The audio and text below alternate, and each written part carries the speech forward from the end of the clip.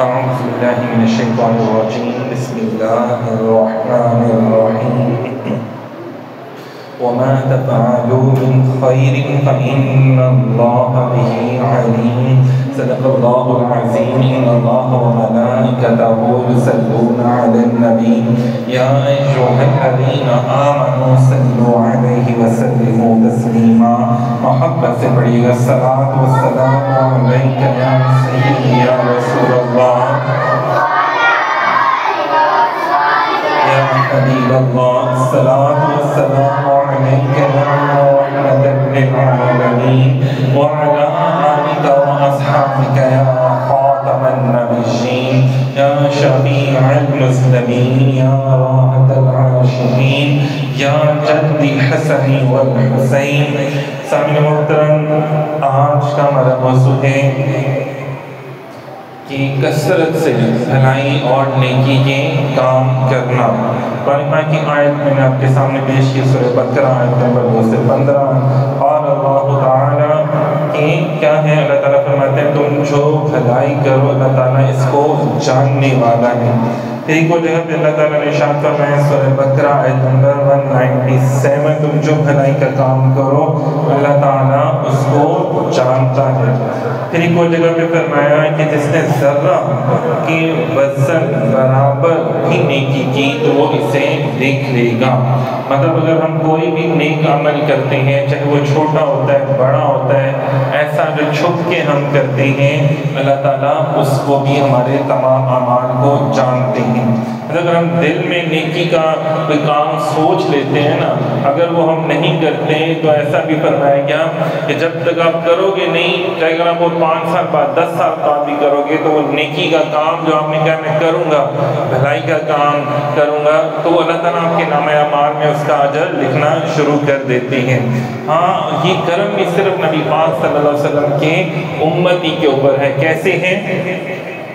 یہ فرمایا مومن کی جو نیکیاں اور جو بدیاں ہیں نا، اللہ تعالیٰ قیامت والے دن کیا کرے گا کہ اس کی جو بدیاں ہیں اللہ تعالیٰ اس کو بھی، جو اس کی برائیاں ہیں اللہ تعالیٰ اس کے جو برے اعمال ہیں مومن کے اللہ تعالیٰ ان کو بھی نیکیوں میں بدل دے گا، اور جو کافر ہے اس نے جو نیکیاں کی ہوں گی وہ ساری کی ساری اس کی برائیوں میں بدل جائیں گی۔ کیسے کہ اللہ تعالیٰ کیا فرماتے ہیں کہ جو کافر ہے نا، جیسے اللہ تعالیٰ نے فرمایا نا یہ جو عرب لوگ کیا سمجھتے ہیں کہ حاجیوں کو پانی پلانے نہ کافی ہے، نہیں، ان کو میرے نبی پر ایمان لانا بھی ضروری ہے۔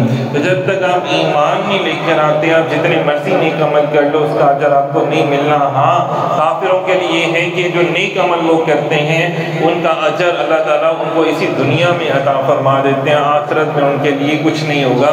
اور اسی طرح جو مومنین ہیں وہ جو نیک عمل کرتے ہیں اور جو برائیاں اگر ان سے ہو جاتی ہیں تو اللہ تعالیٰ آخرت میں ان کی جو برائیاں ہیں اللہ تعالیٰ ان کو مٹا دے گا اور ان کو نیکیاں جو ہے نا ان کے نام اعمال میں زیادہ لکھ دے گا۔ وہ کہیں گے یا اللہ میں نے تو کوئی نیکی ایسی کی نہیں جو اتنی بڑی ہو، تو اللہ تعالیٰ فرماتے تم اپنے لیے دعائیں تو کرتے تھے نا۔ اللہ تعالیٰ ہم بہت سی دعائیں کرتے ہیں، ہر دعا ہماری قبول بھی نہیں ہوتی، بعض کا تو ہمیں دعا مانگنے کا سلیقہ بھی نہیں ہوتا نا۔ حالانکہ قرآن پاک میں جو دعائیں بتائی گئی ہیں اگر ہم وہ دعائیں کریں تو اس میں ادب بھی ہے، اس میں طریقہ بھی ہے، اس میں الفاظ بھی ہیں کہ اللہ تعالیٰ سے ہمیں کیسے کس انداز میں مانگنا چاہیے۔ جیسے حضور صلی اللہ علیہ وسلم نے فرمایا نا کہ اللہ تعالیٰ سے دنیا بھی تم حسن مانگتے ہو تو آخرت بھی حسن مانگا کرو، جیسے مطلب اچھی ہو میری آخرت، جیسے دنیا اللہ تعالیٰ تو میری اچھی بنا دے تو میری آخرت بھی اچھی بنا دے، کہ میں دنیا میں بھی ایسے نیک عمل کروں کہ دعا کیا ہے ربنا آتنا فی الدنیا حسنۃ وفی الآخرۃ حسنۃ وقنا عذاب النار، کہ اللہ تعالیٰ مجھے نار جو ہے نا آگ کا عذاب اللہ تعالیٰ سے مجھے نجات عطا فرمائے۔ پھر اللہ تعالیٰ فرماتے ہیں من عمل صالحا فلنفسہ، سورہ جاثیہ میں جس نے صالحہ نیک عمل کیا وہ اس کے اپنے لیے ہے۔ اور احادیث بہت زیادہ ان کا احاطہ اس حوالے سے بہت سی احادیث ہیں، تھوڑی سی احادیث انشاءاللہ ہم ساتھ ساتھ بیان کریں گے۔ میں نے جیسے قرآن پاک کی آیت کے حوالے سے بیان کیا، ابو ذر جندب بن جنادہ رضی اللہ تعالی عنہ فرماتے ہیں کہ میں نے عرض کیا یا رسول اللہ صلی اللہ علیہ وسلم سب سے زیادہ فضیلت والا عمل کون سا ہے؟ تو آپ صلی اللہ علیہ وسلم نے شاہ فرمایا اللہ پر ایمان لانا. سب سے پہلے دیکھیں بار بار یہ کہا جاتا ہے اللہ پر ایمان لانا. اگر آپ ایمان نہیں لاتے تو کوئی بھی آپ کا نیک عمل قابل قبول نہیں ہوگا. سب سے پہلے ضروری ہے اللہ پر ایمان لانا, اس کی راہ میں جہاد کرنا. پھر میں نے عرض کیا کون سا غلام آزاد کرنا افضل ہے؟ فرمایا جو اپنے مالکوں کی نظر میں زیادہ نفیس اور زیادہ قیمتی ہو. مطلب اس حوالے سے اگر دیکھا جائے تو یہ بھی ہے کہ مطلب یہ نہیں کہ جو آپ غلام یا نوکر, اس دور میں ایسا سسٹم ہوتا تھا, غلام کا سسٹم ہوتا تھا, لوگ کرتے تھے ان کو آزاد کرتے تھے. جیسے فرمایا گیا کہ جب آپ غلام آزاد کرتے ہو تو اللہ تعالیٰ اس کے ہر بال کے بدلے میں آپ کو نیکیاں عطا فرماتا ہے. تو اس میں بھی کیٹیگری عطا فرما دی. اگر ہم آج کے دور کے حوالے سے اس کو دیکھیں تو اللہ تعالیٰ کی راہ میں وہ چیز بانٹیں جو آپ خود بھی استعمال کرتے ہیں, جو آپ خود استعمال نہیں کرتے, جس کو آپ حقیر سمجھتے ہیں, اور وہ جو چیز پھٹ گئی ہے, پرانی ہو گئی ہے, کپڑے ہیں یا جوتا ہے یا آپ کے استعمال کی کوئی بھی چیز ہے, اور آپ کہتے ہیں کہ یار یہ میں نیکی کرنا لگا, میں اللہ کی راہ میں بانٹ دو, دے دو, اور وہ ایسی چیز جس کو آپ دے رہے ہیں وہ بھی استعمال نہیں کر رہا, مطلب اس کے استعمال جوگی بھی نہیں ہے. تو میں ایسی چیز صدقہ کرنا بہتر نہیں ہے, بلکہ اللہ کی راہ میں اگر صدقہ کرنا ہے تو وہ چیز استعمال اللہ کی راہ میں دو جو تم خود استعمال کر سکتے ہو. مطلب اگر کوئی اس جیسی چیز تمہیں بھی دے تو تم بھی اس کو استعمال کرو. تو فرمایا بہتر چیز جو ہے وہ اپنی, ہم لوگ انتظار کرتے ہیں چیز خراب ہو جائے, پھٹ جائے, پھر ہم کسی کو دیں گے, چلو 30 لاکھ اگلا پہن لے گا, تو نہیں. تو میں جو تم اپنے لیے استعمال کرتے وہی اپنے کسی مسلمان بھائی یا بہن کے لیے استعمال کرو. پھر انہوں نے عرض کیا کہ اگر میں یہ نہ کر سکوں, مطلب میں اتنا امیر نہیں ہوں کہ میں کوئی غلام جو ہے وہ آزاد کر سکوں, یا میں کوئی اتنا کوئی بڑا صدقہ دے سکوں, خیرات کر سکوں, تو آپ نے فرمایا کسی کام والے کی مدد کر دیں یا انجان کا کام کر دیں. مطلب کسی ایسے بندے کا جو کام کر رہے ہیں, کسی کا وزن اٹھا دیں, کسی کے ساتھ ہیلپ کرا دیں, تو جو اس کے لیے بڑا مشکل ہو رہا ہو, کسی کا قرض آپ ادا کر دو. یہ بھی کہتا ہے نا کہ کوئی قرض ادا کرنا اس کے لیے مشکل ہو رہا ہے, اس کی مالی مدد کر دو. مالی مدد نہیں کر سکتے تو جس سے اس نے قرض لیا اسی کو اس سے تھوڑی مہلت بھی لے دو, تو یہ بھی اس کی مدد ہو جاتی ہے. تو کسی نہ کسی انداز میں کسی کی مدد کر دو اگر تم اس کو نہیں بھی جانتے.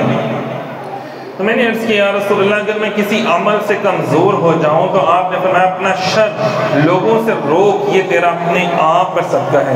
مطلب اگر تم کوئی عمل بھی نہیں کر سکتے تو اتنا تو کر سکتے ہو کہ تمہاری ذات سے کسی کو نقصان نہ پہنچے. اتنا تو کر سکتے ہو نا کہ تم کسی کو تھپڑ نہ مارو, کسی کو گالی نہ دو, کسی کو نقصان نہ دو, یا کوئی ایسا کام نہ کرو کہ تمہاری وجہ سے کوئی غیبت تم کر دو یا کسی کی کوئی غلط بات بیان کر دو کسی اور کے سامنے ہو, اور اس وجہ سے دوسرے بندے کو تکلیف ہو.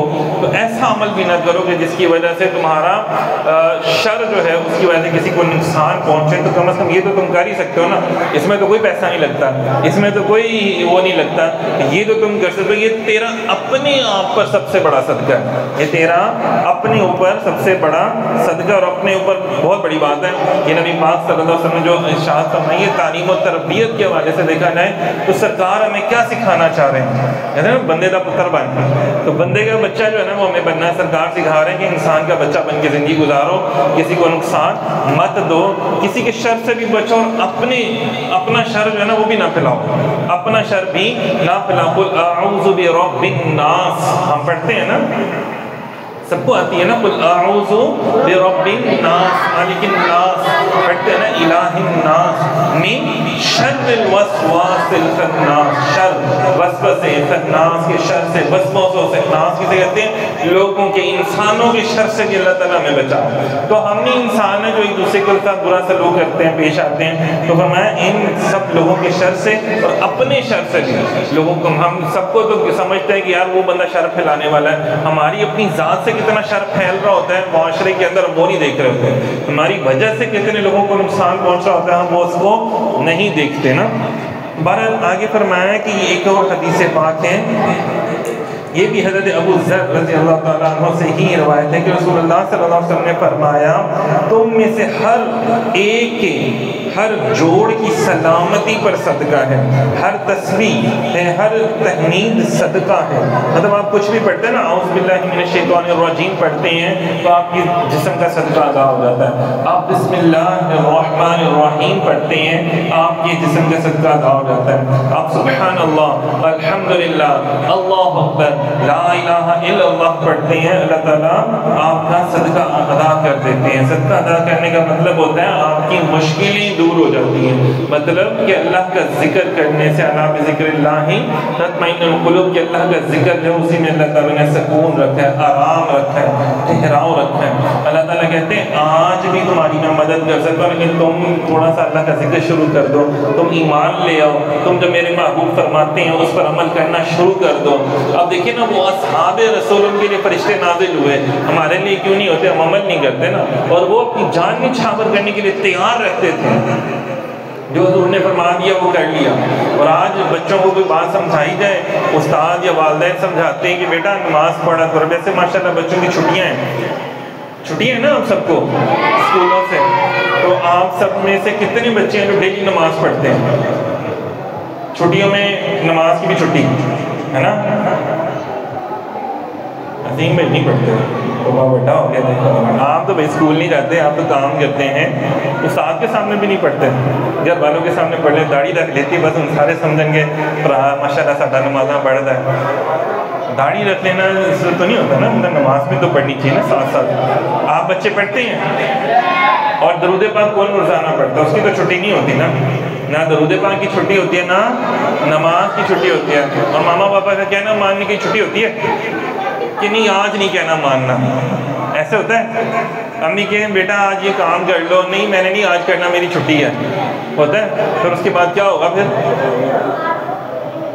پھر منہ سوجے گا، کبھی کچھ سوج جائے گا، ہے نا، کتنی چیزیں سوج جاتی ہیں۔ پھر اگر ماں باپ کا کہنا نہ مانے تو اس کا مطلب ہے کہ بعض کا ہر بندے کو نہ کرنے کا فائدہ نہیں ہوتا، نقصان بھی ہوتا ہے۔ تو یہ بھی چیزیں سوچنی چاہیے، جب اللہ تعالیٰ ہمیں پیار محبت سے چیزیں سمجھا رہے ہوتے ہیں نا، ہم سمجھ جائیں تو پھر فائدہ ہی فائدہ ہے، نہ سمجھیں تو پھر جو ماں باپ تھپڑ مارتے ہیں نا، یا استاد ڈانٹتا ہے نا، آپ کو پتہ ہے اگر ہم اس بات پر عمل کر لیں اور ان کی ڈانٹ اور ان کی مار جو ہے وہ سہ جائیں تو پھر دنیا ہمیں کچھ نہیں کہہ سکتی، پھر دنیا کے مظالم جو ہیں وہ ہمارے اوپر اثر نہیں کرتے، دنیا کی سختی جو ہمارے اوپر اثر نہیں کرتی۔ اگر ہم نے ماں باپ کی اور استادوں کی سختی سہ لی تو، اور اگر ان کے آگے بولا تو پھر دنیا بڑا ہی ذلیل کرتی ہے انسان کو، بہت زیادہ ذلیل و رسوا کرتے ہیں۔ اسی طرح کوشش کریں کہ اپنے ماں باپ کا کہنا ضرور مانا کریں، اپنے اساتذہ کرام کا کہنا ضرور مانا کریں۔ جب ماں باپ اور استاد کا کہنا ماننے کی عادت ہوگی نا، تو اللہ اس کے رسول کا کہنا ماننے کی بھی عادت آپ کو پڑ جائے گی۔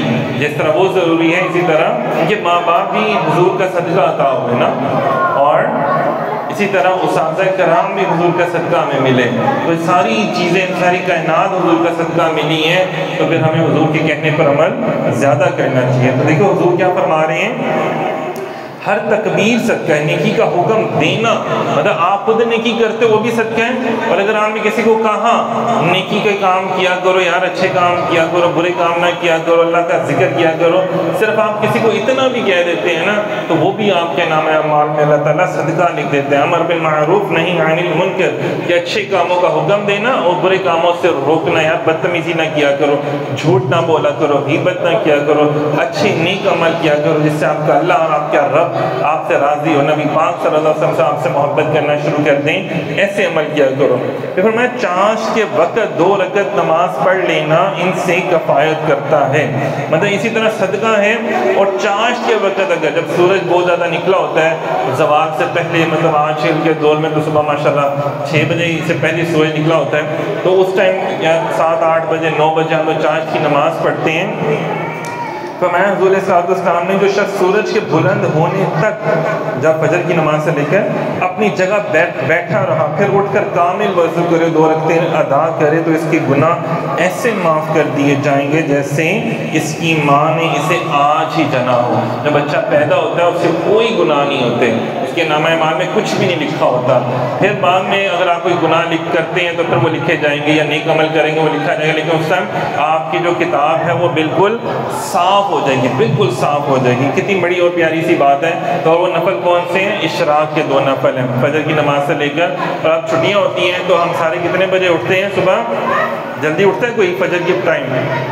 آپ میں سے چھٹیوں میں نہیں اٹھتا کوئی بھی فجر کے ٹائم؟ جب اسکول جاتے ہیں تو تب تو ہم صبح اٹھ جاتے ہیں نا، اسکول جانا ہے، کام پہ جانا ہے۔ جب چھٹیاں ہوتی ہیں تو پھر فجر کے ٹائم بھی نہیں اٹھتے، صبح 10 11 12 بجے اٹھ رہے ہوتے ہیں۔ تو جتنا دیر سے اٹھنے کی عادت ڈالیں گے اتنی آپ کے اندر سستی کاہلی اور بیماریاں پیدا ہوں گی۔ تو کوشش کریں، گرمیاں ہیں، چھٹیاں ہیں، اپنی پھر بھی ایک اچھی عادت بنائیں کہ صبح اٹھیں، نماز پڑھیں، قرآن پاک کی تلاوت کیا کریں، اور اس کے ساتھ ساتھ جو ماں باپ آپ کو گھر کے کام کہتے ہیں نا، تو اس پر بھی ضرور عمل کیا کریں۔ جتنے گھر کے کام کریں گے اللہ تعالیٰ اتنے آپ کو بھی گھر کے کام کرنا بھی، اور صرف اللہ کی رضا کے لیے، کہ اللہ تعالیٰ نے فرمایا ماں باپ کو حکم ماننا ہے، تو اللہ تعالیٰ آپ کی وجہ سے میں ماں باپ کو حکم مان رہا ہوں، تو یہ بھی آپ کا کرنا ایسے ہی ہے جیسے آپ اللہ کی حضور عبادت کریں، دعا کرتے ہیں اللہ تعالیٰ مجھے آپ کو ہم سب کو اچھائی اور بھلائی کے کام کرنے کی توفیق عطا فرمائے، برے کاموں سے بچنے میں اللہ تعالیٰ ہماری مدد فرمائے۔ بند کر دیں۔